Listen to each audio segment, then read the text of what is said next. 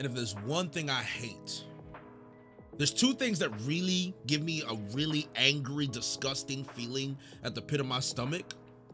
It's domestic violence and bullying. All of them, they're all trash. All of these children are trash. Send all these little niggas to Nigeria. All of them. Leave your son, f your son, Karen. F that little nigga. Send him straight. No, don't even send him to Abuja. Send him straight to the village. I want nothing but dirt and clay around this nigga for the rest of his life. Send him straight to the villages with no electricity. I don't want no electricity, nothing. That nigga can work for a living. No school, no education. He's never gonna learn how to read. None of it. Only discipline.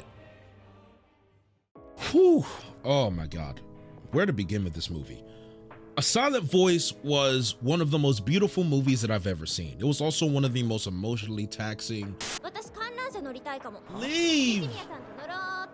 No! No! Emotionally distressing. Yo, if they throw it out the window, I'm not watching this movie anymore. Not watching this movie anymore. Sorry. We're done. Crash out inducing. Ah! Chuck! Chuck, I hate you! Chuck, get Chuck out. Kick him out. Ban him. Ban Chuck now. Ban him. Someone ban Chuck. Ban him. Toxicity filled. No, you shouldn't have. Bye. Leave. Yes, she's leaving.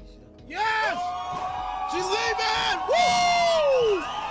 Woo! Let's go! Yeah! Triggering series and movie that I've ever seen. And I was recommended this movie by a criminal that's in my Discord server. His name is Chuck Leota45. Why is Chuck still in my chat? Why is he still in my chat? Why do I still see Chuck's name in my chat?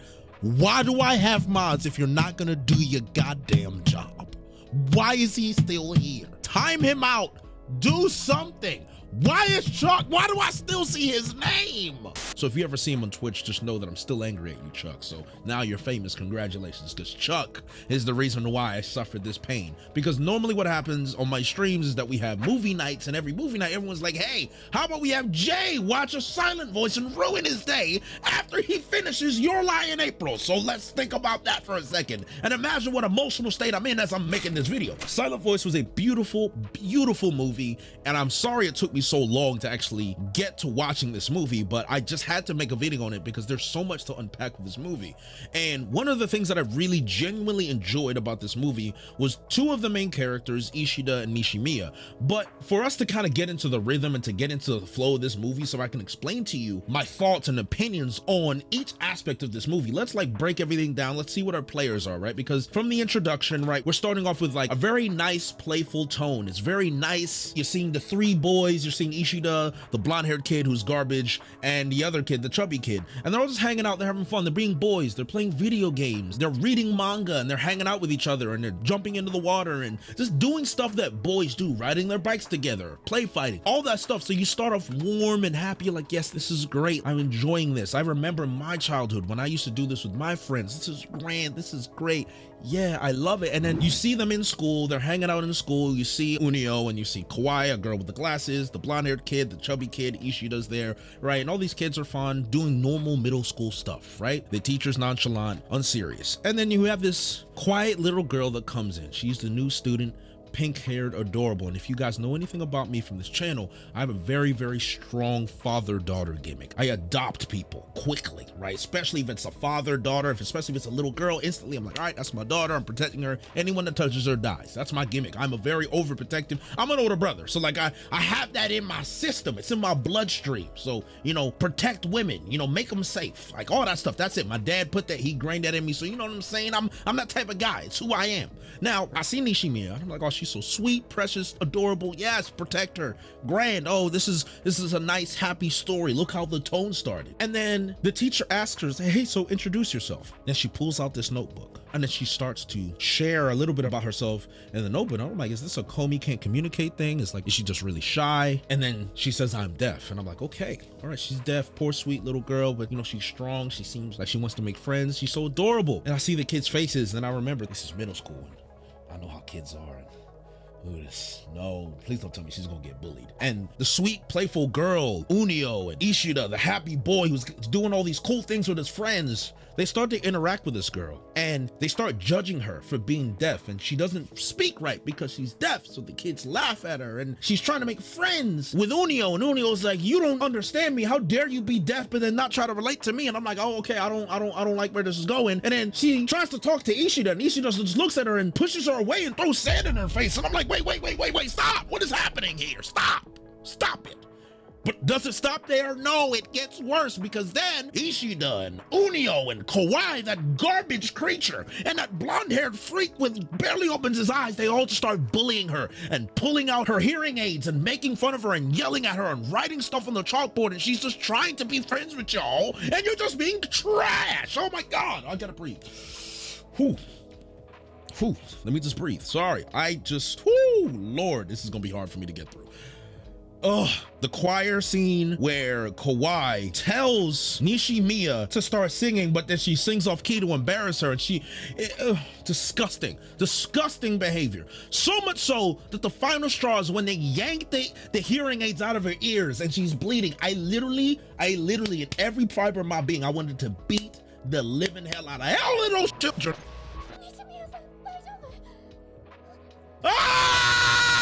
Why am I watching this movie? I should send them to Nigeria. Send them to the village without electricity, and you gonna see how it's like to actually get disciplined, because clearly y'all ain't never been disciplined before. I'm Nigerian. We built different over there, all right? But that's not. So I was like, send them to Nigeria. I've had enough of it, right? I was sick of it. It made me sick. So obviously she's been bullied, the hearing aids cost a lot of money, and she's gone, right? She leaves the school, and the only friend that she actually had was this girl named Sahara, and then she leaves, and it was just really sad. So then we get to the point where the tone goes from very playful, very sweet, very kind, childhood-esque to vile, malicious bullying. And you're just like, oh yeah, kids, they're kids. I'm like Michael Jordan, fuck them damn kids, man. Beat their asses. I don't care. Trash is trash, okay? Like, it's just, and then I'm like, well, who are the parents? Can I talk to the parents? Because I'm not fighting them, I'm fighting the parents. That's my rule. This is the law of the jungle here. At the end of the day, if I'm not beating you, I'm beating them. So pick one.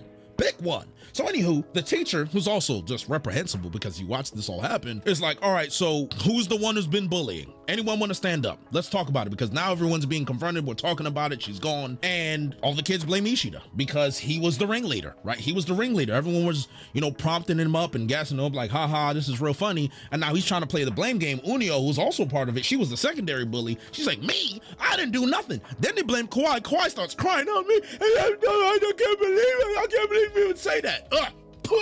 Disgusting. Anywho, Ishida gets called out. All his friends turn on him. The teacher calls him out too. So Ishida just suffers the consequences of his action. And that's really what the hook is, because at the beginning of this movie, we see an older version of Ishida preparing to commit suicide. And obviously he doesn't. So now we go back to his childhood, and we're seeing, okay, so obviously we know why he believed he should die. I mean, low-key in my heart, I was like, yeah, you know what? I can see why. Go ahead and jump. Like, sorry, I know I'm not supposed to say that. But anywho, we can see what led to this, right? After he tried to blame others, and then he's the one who actually got held accountable for the bullying. Then all those bullies, bullies bully other people. All his friends betrayed him. They started bullying him. They shunned him. They said he's trash. He tried telling us. He tried, you know what I'm saying? So they shunned him. So now all the consequences of his actions came to bite the kid in his butt. And now it's sad, but it's deserved, right? It's deserved because kids can be really mean, and they can lie, and they don't take accountability for their actions because they don't know any better than the kids. But still, like, it's still reprehensible behavior. That's what really opens us up to, like, the development part of the story, where we're learning about the big conflicts and the consequences of these actions. Because I think Nishimiya's bullying, if anyone is watching this that's a parent or has a younger sister who has younger siblings or is just overprotective like me, there's a feeling that you get as you're watching, and so also someone that was bullied in school as well, because I was bullied as well.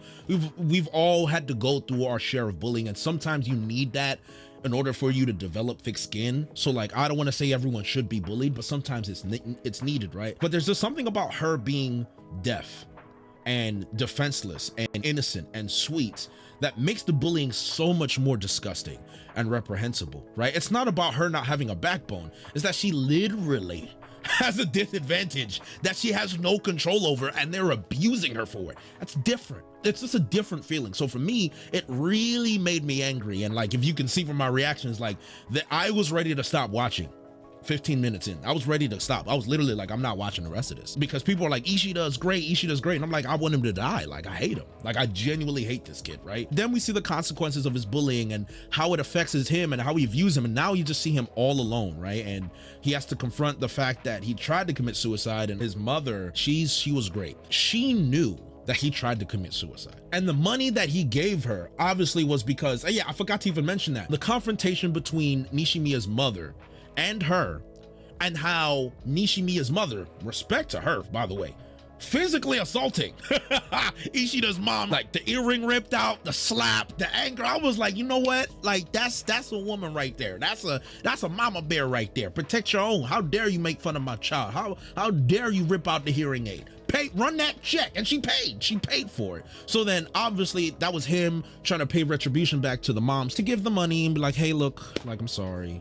Yada, yada, yada, right? So I respect him for that. But then as you see him run into Nishimiya, that's where things get very interesting, because it's like, all right, now he's older and you see him attempt sign language. So I'm like, okay, so this kid really feels bad about what he did and he's trying to rectify it, but Nishimiya's too scared. And then he runs into Yuzuru, which is Nishimiya's younger sister. We didn't know at the time, but she's being very overprotective of Nishimiya, because right there, they're in the setting of the sign language school. So you're wondering, like, who is this boy / girl? Who is this like little kid that's like defending Nishimiya? Like, what is going on here? And it's just good because you see how Ishida tries to make up for his terrible bullying arc. And his interactions with Yuzuru are good. They're good setup for the redemption arc, and it's also really good for us to see Yuzuru and a bit of Nishimiya's story, because what I like the most is how the author portrayed the state of mind Ishida was in when Yuzuru attempts to really get back at Ishida for the bullying that he did on her sister by sending a photo of him jumping into the pool, which he's not jumping into this little creek that you're not allowed to jump into, and spreading on social media. People are canceling him. I think he got suspended from school, and Ishida just takes it. Like, he just like, you know what? Yeah, I deserve it.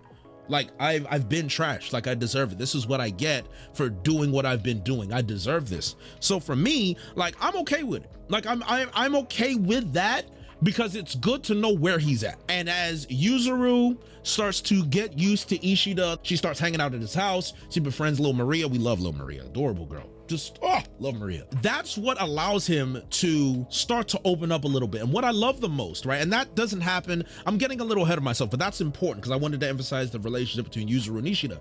But one of the best parts in Ishida is him in high school and dealing with his own like struggle of self-acceptance. And you see the X marks on everyone in his high school. You know, Kawaii, that garbage creature, she's in high school and he has no friends. He's alone. He's still suffering the consequences of his actions. Kawaii recognizes him, but doesn't really talk to him because she's garbage and we don't like her. I'm gonna keep saying that for the rest of the video. She's garbage. Then we run into Best Boy. Best Boy, Nagatsuka, best boy. We love him.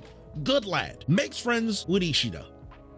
First X comes down and it's like, this is good. Nagatsuka is showing him what real friendship looks like, what good human beings look like, what people who care about each other, what it looks like, what friends, intimacy looks like. So that's his first plunge into it. So that gives him the strength to go back to try and talk to Nishimiya. Best Boy, he sets a pick. He said, I'm using basketball terms now. He sets a pick for him to actually talk to Nishimiya. They talk in sign language and they become friends. And this is great because now we have Nishimiya, we have Ishida, and it's his chance to make up to Nishimiya all the bad stuff that he did. So what does he do? What's one of the first good acts of kindness that he does? He goes to find Sahara, who is in middle school, to bring them together so they can be friends. I'm like, yes, this is good. Like, the one girl that had any shred of human decency in the middle school, we're bringing her back so Nishimiya can have a friend that she deserves because she's sweet and precious and she'd be protected at all costs. So this is great. And Ishida sees how they are and instantly is like, yo, I don't belong here. Like, I'm still trash, yada, yada. He's still struggling with his self-acceptance. But then we have Nagatsuka. They're introduced. They're having a good time. And then this friend group forms. Again, I don't know why Kawaii, I don't know how she got involved. Obviously, we know how because she was the reason he was even able to find Sahara in the first place. But then for some reason, Kawaii gets involved with Nishimiya with this random Mashiba. Like, why is he here? Don't even know. Whatever. And we have this friend group that's grand and it's beautiful and it's forming. And then there's just one thing that rattles my spirit and rattles my soul is as he's getting used to Nishimiya, as he's hanging out with Nishimiya, he's trying to cultivate a friendship with her and learn things. he runs into Unio, and Unio is so bad, still bad. She's so bad. Oh my God, she's just garbage. Jesus Christ, I can't handle it. I cannot handle her attitude, her the stench that comes off her as she's talking and still trying to make fun of Nishimiya and pull out the hearing aids, and I have to pause the stream over and over again because I want to literally jump through the screen and just can't stand her. So she keeps appearing. She keeps trying to make friends with Ishida. She tries to make fun of Ishida for being friends with Nishimiya. Like, are you really gonna let this deaf girl, this loser? And I'm like, yeah, he is, because he's learning and he's trying to redeem himself in my eyes because I still hate him. So stop it and shut up and leave because you're a loser. Yes, that's what we think about Unio, and it doesn't change either. Because as we start to form the friend group and Nishimiya still struggling with her self-acceptance and Ishida struggling with her self-acceptance, you're seeing Unio try to weasel her way back into the friend group while also pushing Nishimiya out, which again makes me violently angry and furious because again, why are we still doing this? Why is this still, why are we still here? Anywho, we get to the amusement park, right? And this is where things get out of hand because it's the time for Ishida to really start to explore hanging out with a group of friends and to learn more about himself, and Nishimiya to really be out with friends and do things with friends and all of that. It's good that this is happening, but then things come to a head when Unio again is trying to, I don't even know why she was invited. I think it was because of Kawaii, but again, we hate her. I don't want anything to do with her. Unio tries to make him talk or reconcile with the blonde kid who's garbage, who's working at the amusement park now. I mean, look where you ended up, buddy. But we don't like him. And they're still in that weird mindset of just like trying to blame him or not taking accountability for their actions, and Ishida's like, no bro, like just get away from me, like this is so stupid. So then Unio comes up with a great idea to take Nishimiya into the Ferris wheel to have a one-on-one conversation with her. Why anyone let that happen, to this day I won't know. But here's the part that really gets me angry, because these are like the key character development moments that we're talking about here, where that Ferris wheel scene that he shows Ishida and the words that she says to Nishimiya, which really just highlights her character and human nature in itself, where she just cannot accept responsibility for her own bad behavior and her own negative outlook, and she tries to blame Nishimiya for everything. And it's like, this is just a girl who wants friends. She's deaf. She can't even speak right because she's deaf, and you're making her talk, and then you slap her. And I was like, God, why do I have to go through this? Why? I was like, why do I have to watch this movie? Why do I have to suffer so much? Because it's stupid. This is dumb. Just get him off the show and let Nishimiya be happy. I don't understand why we even needed that in the first place. I don't get it. Anywho, bro, let me just get this out of my chest now, and let's just like break this down, because Kawaii and Unio are bad. They're just so bad. They are garbage. Disgusting, vile, just vitriolic beasts, creatures of the night. I can't run out of negative superlatives for these two stains on humanity, because Unio, you can at least respect that she's trash. You can respect that she's mean, vindictive, disrespectful. She openly says, yeah, I'm probably not being a good person, but I don't like you anyway. I hate you. I can respect that, because that's just, game is game. Now, at the end of the day, that's an honest fade. I get it. Kawaii, two-faced, lying, gaslighting, manipulative, innocent gimmick, crying, woe is me, disgusting, vile behavior, takes no accountability for their actions whatsoever, has no recollection of any of the stuff that she did, or tries to play dumb, tries to play stupid. The things that this woman does is just disgusting, because there's one thing to admit that you're not a good person, but to act like you're a good person when you're obviously not a good person, and we have all the evidence of it, and when people try to call you out on it, you start crying and whining and going to Mashiba, this enabling rat. Why is he here? Oh my God, I hate Kawaii. I'll never like Kawaii. I don't even know why she's in the story. Why did you write this character? Why?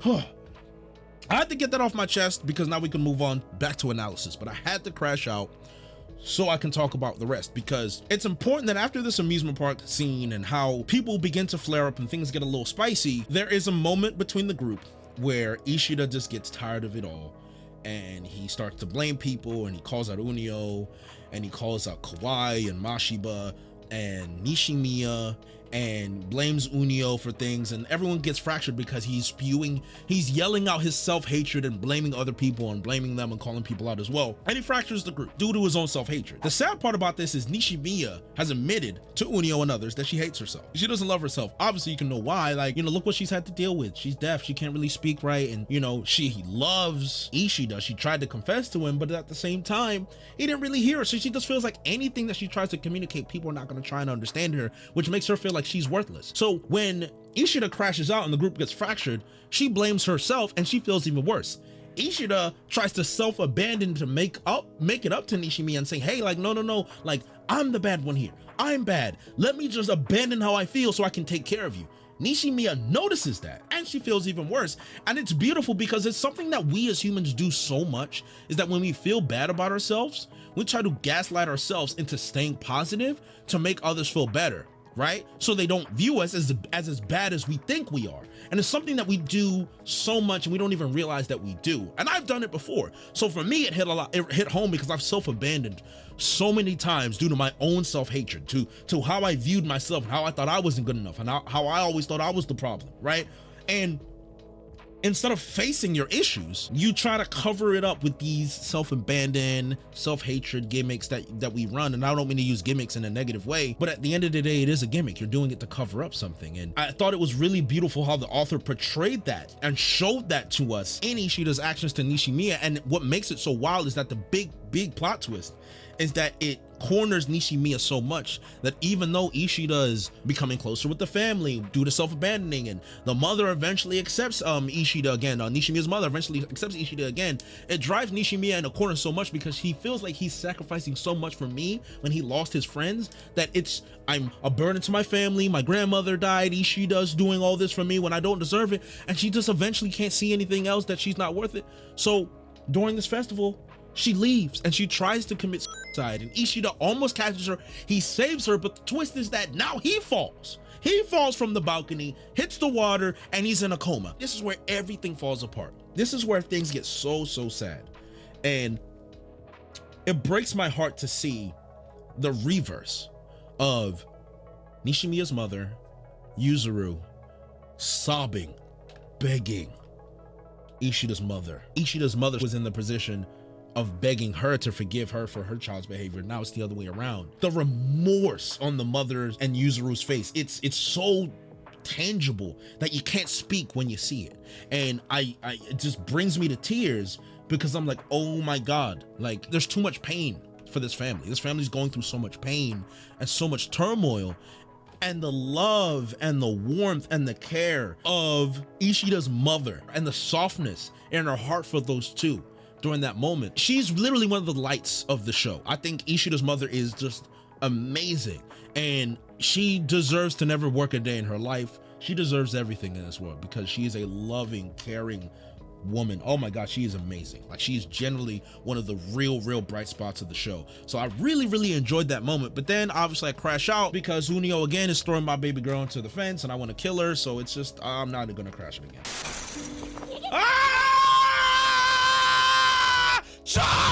Nishimiya's response to this is beautiful because now she has it in her heart to rectify the situation by trying to gather the friend group back together in case Ishida wakes up. And Unio is interesting in this because she's visiting Ishida every day, trying to nurse him back to health while shunning Nishimiya.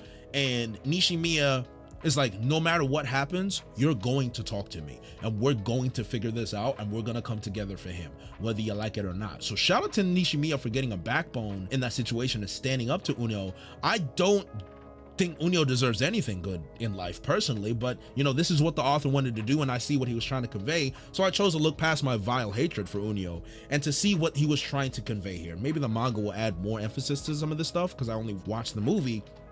But to see everything culminate in Nishimiya feeling so bad about what happened and Ishida fighting for his life, and in the midst of his coma, his heart, his spirit hears the silent voice of Nishimiya, and that's what causes him to wake up right? There's a dream, I think it's the dream that Nishimiya has that was very scary and all of that stuff like that. And it was just so beautiful because sometimes it's the words that aren't said but are conveyed that really make the impact. And you know, the whole notion of a silent voice woke me up in the movie.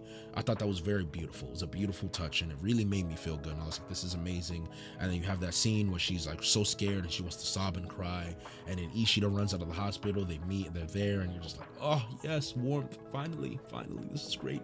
Yes. Ignoring all of them coming together and being friends again for this festival, just because I just want to avoid crashing out about Kawaii and Mashiba, because why are they even here? Unio, why are you even here? You know, Nagatsuka and Sahara, like, I'm fine with them, right? They're great. Glad to have you guys back. We love you, right? Yada, yada, yada.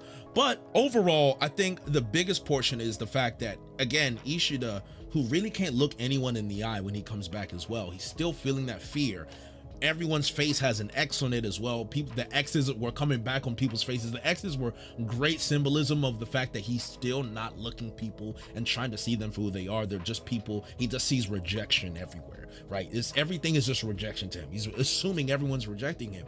And in the final scene of Silent Voice, where he's in the festival and he's with everyone and everyone's having a good time, and for the first time he looks up, he looks at people's eyes, he realizes that he does deserve to live and that he has a life to live and there's a future to live, you know, by like marrying Nishimiya, because there's clearly love going on between them. But anyway, the fact that all the X's, all the rejections start to drop, and he can see everyone, he can hear their conversations, he sees that they're normal, regular people living their lives, and he's one of them too.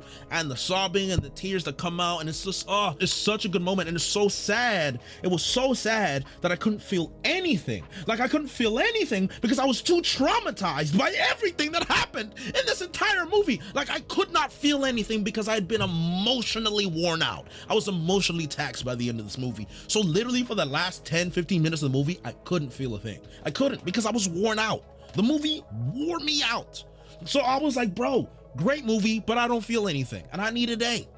I need a day, because if there's one thing that this movie did to me, is it was emotionally destroy me and exhaust me to the point where I couldn't feel anything. So if I were to recommend this movie to people, I'd say, hey, make sure you're not in a bad state, because if you are, this movie's gonna ruin your life. So overall, Silent Voice, 9.5 out of 10. And why is it not a 10 out of 10? Because Kawaii and Unio are garbage. That's why.